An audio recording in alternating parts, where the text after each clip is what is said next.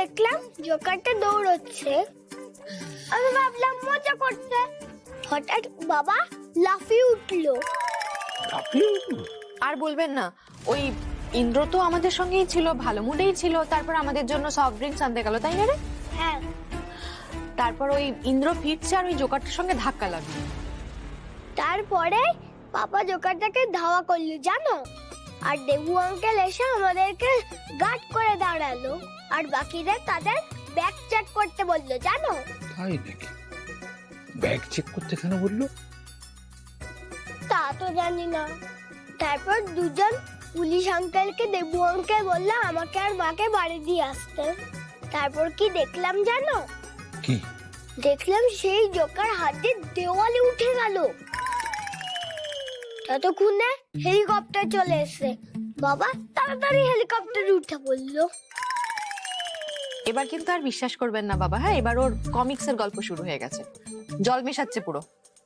তবে এটা ঠিক যে দেবু এসেছিল, দেবু এসে আমাকে বললো যে ওকে নিয়ে বাড়ি চলে যেতে, আর ওরা কি একটা জরুরি কাজে আটকে গেছে। বিশ্বাস করো দাদু, বাবা ওই জোকারটাকে বন্দুক দিয়ে ধাওয়া করেছে। জোকারকে তাড়া করলো কেন? জোকারটা কি?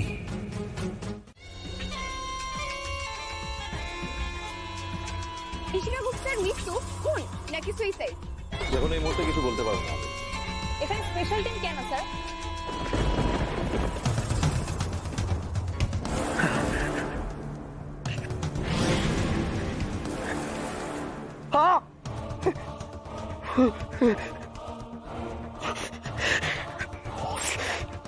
লস লস, পুরোটাই লস। ভেবেছিলাম এটাই আমার কলকাতার লাস্ট শো হবে। কতগুলো এক দুজন পয়সাওয়ালা লোক, বলতে কিছু বলতে পারবো না। তাতে টিসিপি তো ছেলে আর বুকে নিন নাচতে নাচতে চলে এলো। কিন্তু কিন্তু কিন্তু কেন এলো? কেন এলো? হ্যাঁ দেখুন এই মুহূর্তে কিছু বলতে পারবো না। কেন এলো?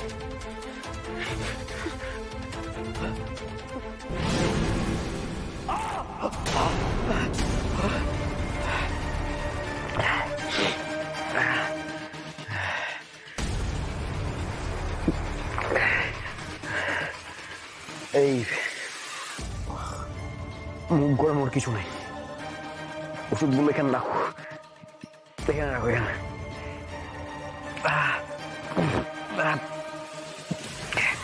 তুমি না একেবারে গাধা, তুমি তো আমাকে একই গেস্ট হাউসে নিয়ে চলে। তোমার এই ম্যানেজার আবার কিছু জানতে পারেনি? না স্যার, ম্যানেজার আপনাকে দেখতে পাবে না। এই ঘরটা তো ভাড়া দেওয়া হয় না, এখানে আমিই থাকি, ঘরে কিছু মালপত্র স্টোর থাকে।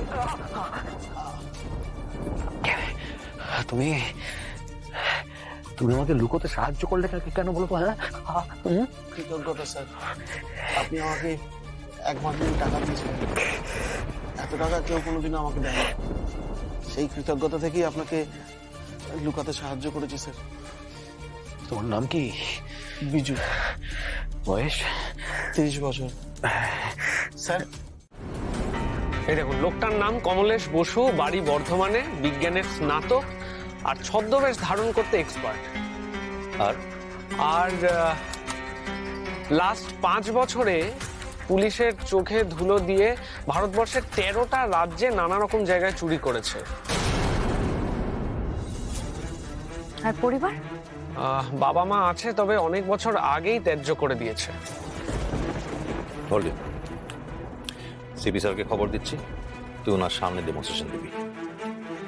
আর রমি, কালকে যে কিছু কার্ড আর ফোন রাস্তায় পড়ে গেছিল সেগুলো লোককে ফেরত দেওয়া হয়েছে তো? ইয়েস স্যার, ফেরত দেওয়া হয়ে গেছে। ইনফ্যাক্ট আমি সমস্ত ব্যাংকের সাথে কথা বলে কার্ডগুলো ব্লকও করিয়ে দিয়েছি। স্যার ভাগ্যিস আপনি পাপাইকে নিয়ে বৌদির সাথে গেছিলেন, নাহলে তো আবার খবরে বেরোতো যে ডজন ডজন কার্ড চুরির জন্য কোটি টাকার জালিয়াতি। হ্যাঁ, ব্যাপারটা হঠাৎই মিলে গেছে।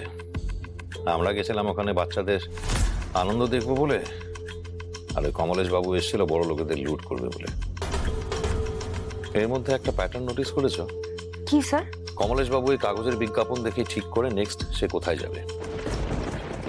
স্যার আপনি কি করে বুঝলেন ওই জোকারটাই যে প্রতারক? মানে আগে থেকে কোনোভাবে কিছু সন্দেহ করেছিলেন?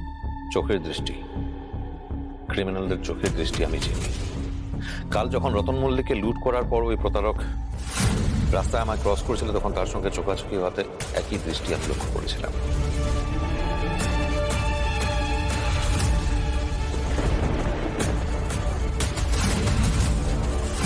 এই দৃষ্টি আমি চিনি। আপনি আগে থেকে চেনেন লোকটিকে?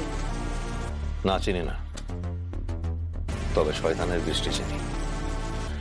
অনেক বছর ধরে তো অনেক ক্রিমিনালকে দেখেছি, এই দৃষ্টি আমার খুব চেনা। আরো কনফার্ম হলাম যখন আমার সঙ্গে ধাক্কা লেগে ওনার জামাটা ভিজে গেল, তখন সেই ভেজা জায়গার দিকে না তাকিয়ে আমার দিকে তাকানো।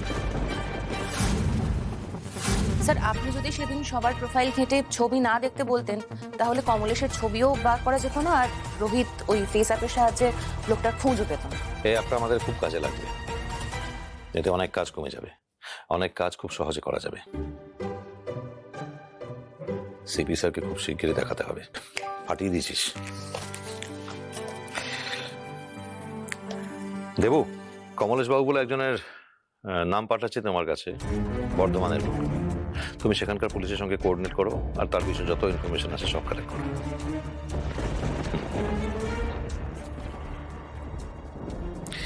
কমলেশ বাবু, এবারে আপনার সব কেরামতি কষলে যাবে।